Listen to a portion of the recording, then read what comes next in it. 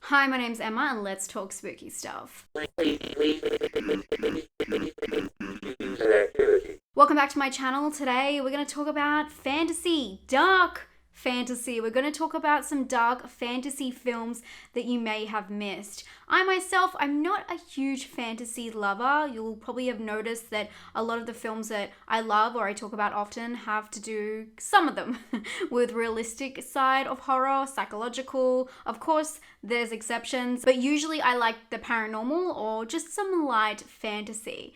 But, of course, something else that I love is disturbing and dark films. So when you pair light fantasy with some dark and disturbing twists, I'm in, especially if it's kooky. Today we're talking about soft horror films that are also ominous but play it off with their unique ideas and kooky stylization that sometimes actually makes them feel slightly unnerving. And of course, this actually borders them sometimes even on disturbing. Think about kooky dark fantasy films with light horror such as The Happiness of the Katakuris, which is very kooky, or on the darker side, Kokodi, Kokoda. Those are both films that I've spoken about recently, so here's some that you may have missed, that may have fallen through the cracks. Get your pen and your paper ready for these dark, kooky fantasies. Starting with The Lace Crater. As I said, this list is full of some soft horror, but Lace Crater is a film filled with unexpected dread. This fantasy starts off as a mumblecore. For those who haven't heard of mumblecore, it is a term given to independent films mostly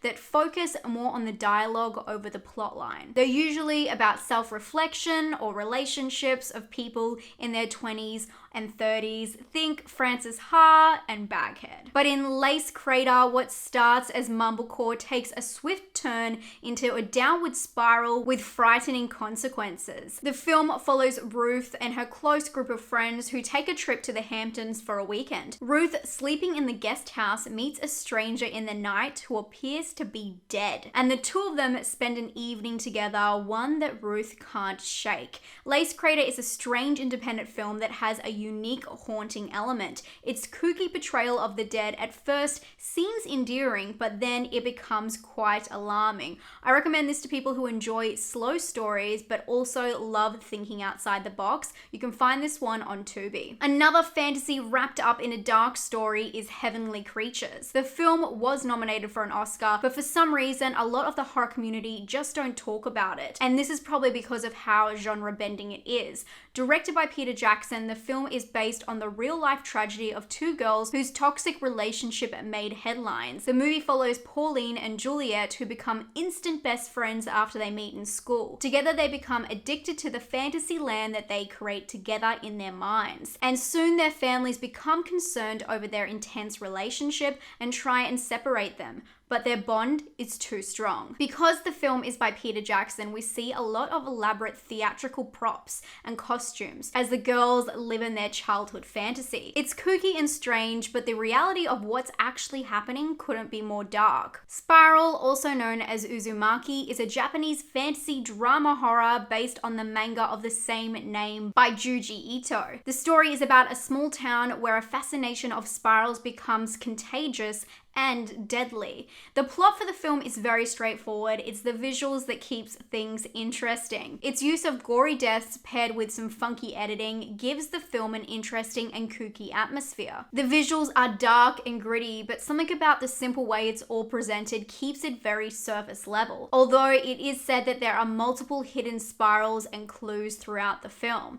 It's a strange piece of fantasy horror cinema. Colossal seems incredibly mainstream until it takes a swift turn. The film is about Gloria, played by Anne Hathaway. Dealing with substance abuse, her life falls apart and she is forced to return to the small town she grew up in. But at the same time, reports roll in about a giant monster wreaking havoc on the city of Seoul, and she discovers a strange connection. She's in control. Like others on this list, it's a strange mix of comedy, fantasy, drama, and soft horror. And let me warn you, this one gets deep. Its kooky exterior serves as a metaphor for addiction, and it also has some really harsh truths. It's a really well done film that often gets overlooked. Dave Made a Maze is our next entry. This is a low-budget trip down the rabbit hole as we follow Dave, an artist who has made a cardboard fort in his living room, but somehow he's become lost inside. Now his girlfriend and a crew of oddballs team up to follow him down the rabbit hole, but they are faced with killer critters that he has created from the inside, and together they must figure out how to make it out, but also how to survive. This one starts light, but as you go on, you'll see why it makes this list of dark fantasy. It has some beautifully horrific kills, but its metaphor of the tortured artist is quite dark. But it covers this with quirky and creative sets and props. It's unlike anything I've seen before, and yes, if you're thinking it too, it has some House of Leaves vibes for sure. This one is on Tubi as well. Kooky fans, get ready because it doesn't get much more bizarre than this. Delicatessen is described as a post-apocalyptic surrealist black comedy. The French film is about a former clown who applies for a job of a maintenance man at an apartment building fronted by a butcher. But not everything is as it seems because the butcher occasionally prepares his tenants an interesting delicacy. The film is included in the 1001 movies you must see before you die. It's perhaps one of the kookiest films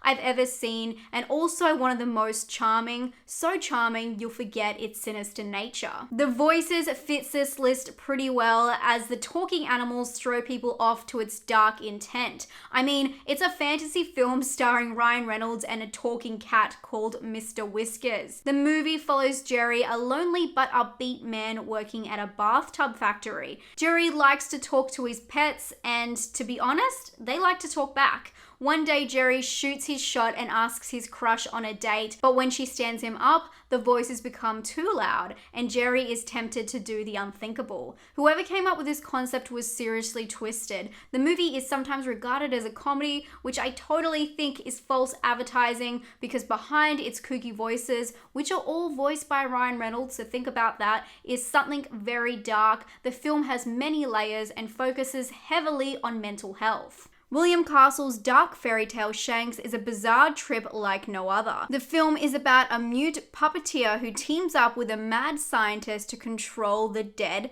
like puppets. The movie is carried by its classic styles and transitions that mimic old fairy tale stylization. It's a mostly silent film and it's as ridiculous as it is dark, and boy does it get dark. This film does not commit to one genre, aiming to leave the audience speechless and bewildered. And that wraps up this video's list. Let me know what your favorite kooky, dark, fantasy, horror movie is, or just film. I just want it to be dark. That's all that's really important to me. But I do want to know how many from this list you have seen. Let me know down in the comments down below. Is there one that I brought to your attention that you're going to check out? And if so, which one? I hope you have a fantastic day and I'll talk to you very soon. Stay spooky. Bye, friends.